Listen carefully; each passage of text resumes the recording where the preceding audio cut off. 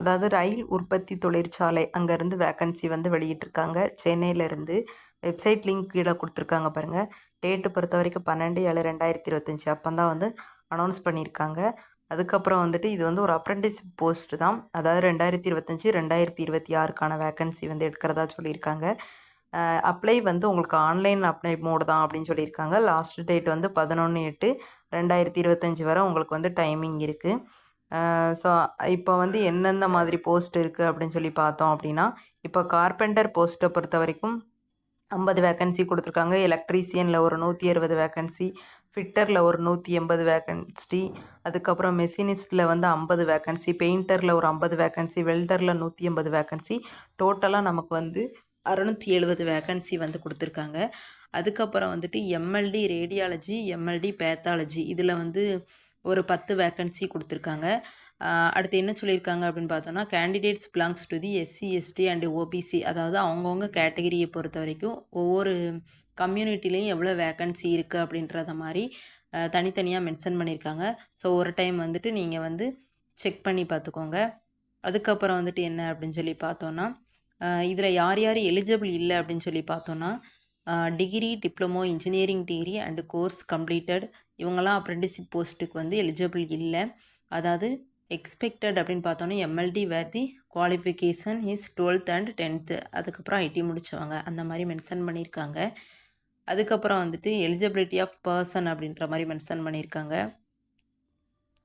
அடுத்து என்ன அப்படின்னு சொல்லி பார்த்தோன்னா, கீழே வந்துட்டு உங்களுக்கு எலிஜிபிலிட்டி கண்டிஷன்ஸ் வந்து கொடுத்துருக்காங்க பாருங்கள்.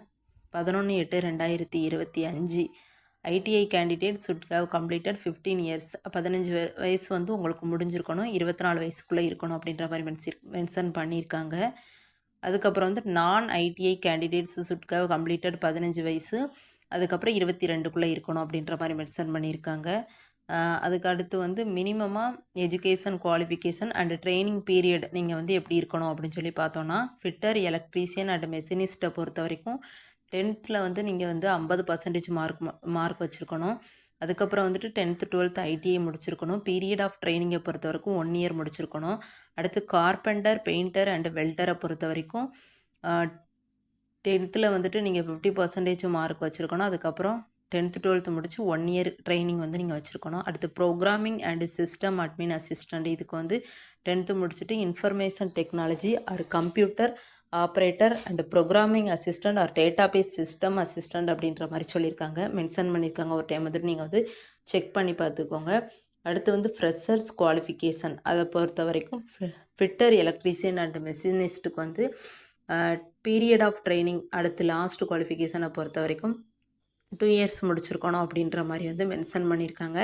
எம்எல்டி ரேடியாலஜி அண்ட் பேத்தாலஜியை பொறுத்த வரைக்கும் நீங்கள் 10th முடிச்சுட்டு 10th + 12th முடித்ததுக்கப்புறம் ஃபிசிக்ஸ் ஆர் கெமிஸ்ட்ரி அப்படி இல்லைனா பயாலஜி வந்துட்டு நீங்கள் ஒரு குரூப்பாக எடுத்து முடிச்சிருக்கணும். இதில் வந்து 1 இயர் 3 month நீங்கள் வந்து பீரியட் ஆஃப் ட்ரைனிங் அப்படின்ற மாதிரி மென்ஷன் பண்ணியிருக்காங்க. அடுத்து சேலரி பொறுத்த வரைக்கும் ஃப்ரெஷர் ஸ்கூல் அதாவது 10th முடித்தவங்களுக்கு 6000, ஃப்ரெஷர் ஸ்கூல் 12th முடித்தவங்களுக்கு 7000, ITI national or state certificate ஹோல்டராக இருந்தீங்கன்னா உங்களுக்கு 7000ன்ற மாதிரி மென்ஷன் பண்ணியிருக்காங்க. அடுத்து ஹவு டு அப்ளை கொடுத்துருக்காங்க பாருங்கள், ஆன்லைன் ப்ரொசீஜர். இதை ஒரு டைம் வந்துட்டு செக் பண்ணி பார்த்துக்கோங்க. அவ்வளோதான் ஃப்ரெண்ட்ஸ். இந்த பிடிஎஃப் லிங்க் வந்து நான் உங்களுக்கு டிஸ்கிரிப்ஷனில் கொடுக்கேன், டவுன்லோட் பண்ணி செக் பண்ணி பார்த்துக்கோங்க. ஸோ இந்த மாதிரி ஜாப் நோட்டிஃபிகேஷன் தெரிஞ்சுக்கிறதுக்கு நீங்கள் நம்ம சேனலை சப்ஸ்கிரைப் பண்ணி வச்சுக்கோங்க. ஸோ அடுத்தடுத்த வீடியோஸ் வந்து டக்குன்னு உங்களுக்கு நோட்டிஃபிகேஷனில் வந்து காமிக்கும். Thank you friends. அடுத்து ஒரு வீடியோவில் பார்க்கலாம்.